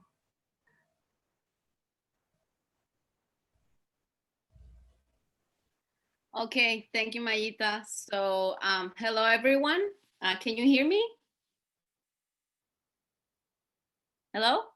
Yes, we can Okay. hear you. Yeah, thank you so much for having me. My name is Adriana, and I decided to name my portion of this talk Transnational Identity in a World with Borders. Next, please. So I was born in Hermosillo, Sonora in 1986, and I'm the third of 4 children. I come from a working class family, and ever since I can remember, my dad had been living and working in Tucson, Arizona, because he had been granted a temporary worker's visa. It was much easier back then. I remember he would come back and visit us every other weekend, and we would have so much fun together because he would take us to the beach and visit my grandparents in their little farm. So for a few years, my life went on like this, with my 3 siblings and I living in Hermosillo with my mom, and then my dad visiting regularly. Until one day of October in 1996, when I came back from school, and my mom told us that we were moving to Tucson to reunite with my dad. Nos vamos a ir para el otro lado, she said, which means we are going to the other side, meaning the other side of the border. Next, okay, yeah, we're there. So we arrived in Tucson to live in my aunt's house, which is located in Barrio Hollywood. And my parents decided to enroll us in the local school, which happened to have a bilingual program. It was a predominantly Mexican-American community, and most of my classmates and teachers were bilingual. I had always excelled in school, and it was no different once I was in Tucson. And so after only a couple of months, my teacher decided to name me Student of the Month. You can see me holding my certificate in the picture on the lower left corner. I was really happy because we had a pizza party with the principal that day. And I remember that we were very poor and we would barely make ends meet. My dad was working full time and making minimum wage while trying to take care of 4 children and a wife. However, I was very happy, and you can see me smiling in all my photos. We were a very close family, and my parents were very involved in the church, so we were part of a very close-knit community. Next. In my teenage years, I started to become more aware of my status as an undocumented immigrant. It really hit me when I was a sophomore in high school, and all my classmates, all they would talk about was getting their driver's permits and whether or not they had passed the test. I realized that I couldn't do that since I didn't have a social security number, and I couldn't just go to the DMV to apply for a driver's permit like the rest of my classmates. And it hit me even harder my junior year when the school counselor started talking to us about looking into colleges and taking the SATs and how to apply for financial aid. But all the forms asked for your name, your date of birth, and obviously your social security number. And so that was the thing that always came back to haunt me. But, you know, I was hopeful because I was a high achieving student. You can see me here in my high school graduation photo, wearing my cap and gown and my blue and gold cord, which identifies me as a member of the National Honor Society.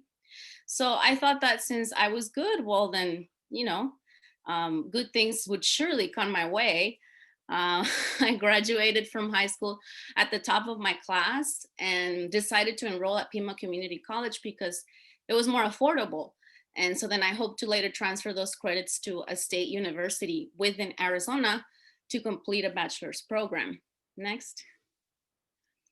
That all came to a halt in November of 2006 when Prop 300 was passed in Arizona, which meant that even though I had been living in Arizona for more than 10 years and my parents were, you know, taxpayers, I would be forced to pay out of state tuition, which obviously my parents couldn't afford. So from 2006 to 2008, I participated in all the protests and marches for immigrant rights, hoping that the DREAM Act would be passed so that I could finally fulfill my dream of getting a college degree. But none of it worked, and so I became hopeless. So after working for a few months and having saved some money, in August of 2008, I decided to return to Hermosillo by myself and enroll at the University of Sonora in the BA in English language teaching. So by then I had been living in Tucson for 12 years. So I remember that we started classes on August of 2009. And on the first day of class, I thought that I was going to be the only person who had experience left in the US, but I was wrong. A great number of my classmates also had experiences like mine. You can see me here pictured with some of them. And so we bonded over that shared experience. And to this day, a couple of them are still my closest friends. During my time in the BA program, I won a scholarship to study abroad in Lima, Peru for 1 semester. And I was also able to complete a summer research internship at UNAM, which is one of Mexico's most prestigious universities. So I consider myself a very successful person. I have traveled to more than 18 countries, and I have a full-time job as a teacher in a public higher education institution. I'm also currently enrolled in a doctorate program. Next, please. But this all came at a high price for me. The hardest part of this experience was living through family separation. I get a bit emotional when I talk about it. It's a bit hard, so forgive me. My younger sister, Judith, who was only 5 years old when we moved to Tucson, she has been living in the US in San Francisco, protected under DACA since 2010. So every 2 years, she has to renew her permit. My parents were finally granted their permanent residency after a process that took more than 16 years. They are currently working towards becoming US citizens. I was denied a tourist B1, B2 visa on 2 occasions. And on the 3rd try, my application was finally approved in January of 2019. I was able to reunite with my parents after more than 5 years. And I was able to reunite with my younger sister only last year after more than 10 very long years. So we took a trip together to New York City. You can see us pictured here in Central Park. It was like getting to know someone new, because even though we texted and talked over the phone during those 10 years, I do feel like we were barred from spending a lot of important moments together and the bonding that entails. So I definitely look forward to strengthening that relationship with my sister. Well, thank you so much for listening. My name is Adriana, and this was a little bit of my story. Thank you, Adriana. Hi, good afternoon. Can everybody hear me? Good, yeah. My name is Michelle Villarreal, and I would also like to thank you for being here. And as my classmates already mentioned, being a returnee, despite the situation you're in, will always be a difficult process. And whenever I think about my story, I always think about the importance of being part of community. Next. As individuals, we want to be a part of community because it's something natural for us. However, sometimes when we're part of a certain community, we feel like we don't actually belong there, or we feel like an outsider, which is how I felt when I returned back to Mexico. Next. I was born in Mexico in 1998. And when I turned 2 years old, my parents decided to move to Tucson, Arizona. And while I was growing up and I started to go to school, I was never aware of my situation of being undocumented. So I always felt like I belonged there, and it never felt like I was an outsider, because for me, that was my reality, that was my home. So I was constantly surrounded by the American lifestyle. I didn't get the chance to interact with other Latinos. And the only time I had to speak Spanish was when my parents were home. And that was only like at nighttime when they would come out of work. So basically, the way I was, the person that I was, and the way I talked, the way I dressed and thought was influenced by the American lifestyle that I had. Next. Therefore, when I went back to Mexico, I entered like this whole different world from living in a city for 10 years where I had access to pretty much everything. We moved to a small rural town in the middle of nowhere in Mexico. And the process, like the overall process, was something very difficult for me.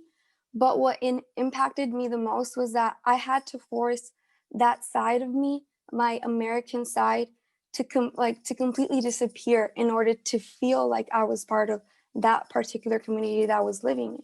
So I had to immerse myself into that Mexican culture, that Mexican lifestyle. And even when I did, I still feel like I didn't belong. Yes, I had friends and I had family members that made me feel welcome, but at the end of the day, I still felt like it wasn't me. Like, because I never met anyone that had the same story as me, that was a returning like me. Next, please. However, it was until I began my bachelor's in the University of Sonora where I found my community. Obviously, in the beginning, it didn't come like that easy because I was still surrounded by classmates who have lived all their lives in Mexico and were still like, they still had the Mexican culture, the Mexican lifestyle. But as soon as I started to open up more and more to other classmates, I realized there were more people like me, like a returnee. And with the help of Dr. Novia and other students, we were able to create like our own space for us, our own space for returnees, which we called Dreamers Network. Next, please. And being part of the Dreamers Network allowed me to share my story as a returnee. And by hearing other stories, I finally felt completely understood. Being able to be a part of that community made me feel in a way complete. Like even though all the members had a different story, we were able to build a community and we were able to be there for one another and have that support system. And I never knew that being a part of that would have impacted my life, but it did. Being part of Dreamers Network allowed me to raise awareness of return migration in my campus, in my university. It allowed me to have a voice and to allow others to be heard. And that is what being part of a community should be. Thank you. And we're gonna see a video that some classmates from the Dreamers Network did. Thank you.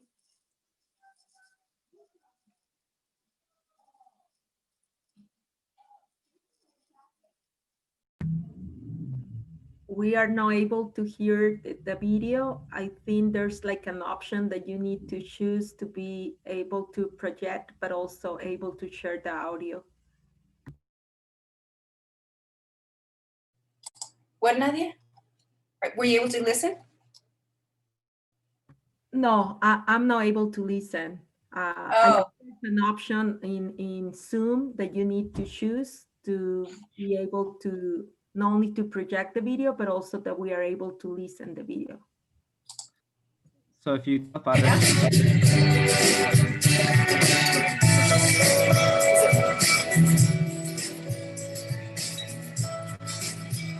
Hey everyone, so right now we're outside the cafeteria, and then over here is the students' library, and then through that door is the TV club. So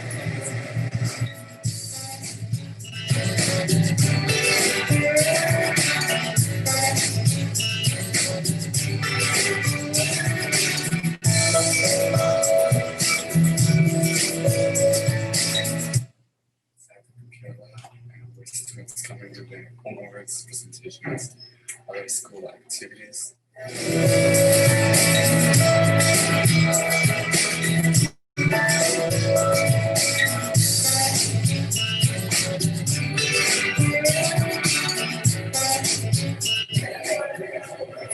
So now we're at the cafeteria, and as you can see, there's a lot of people.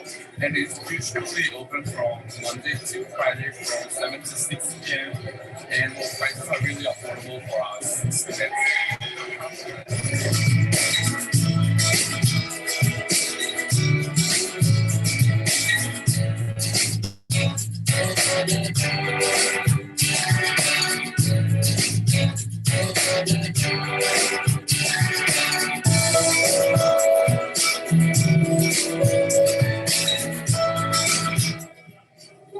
So this is the main activity. It's coming to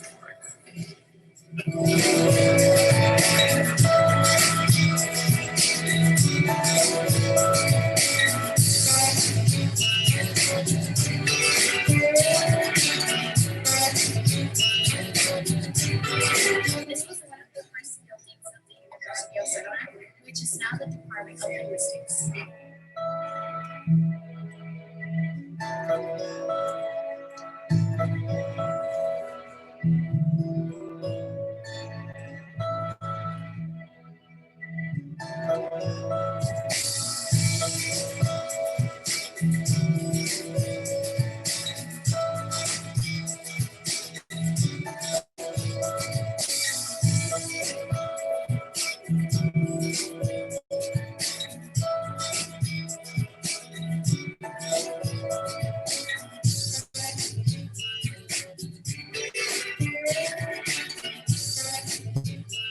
Students apply to the university. To apply to the university, you have to take an admission exam, which is called XCOBA. XCOBA is a test with over 100 questions that relate to the career you are planning.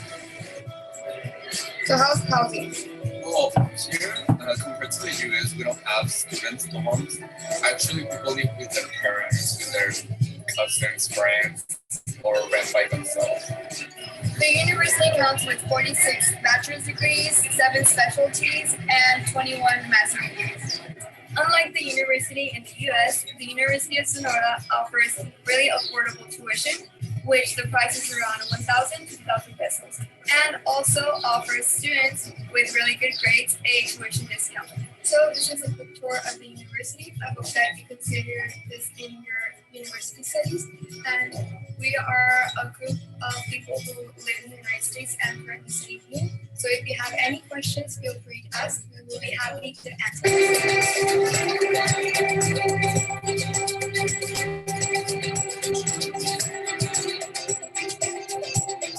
Universidad.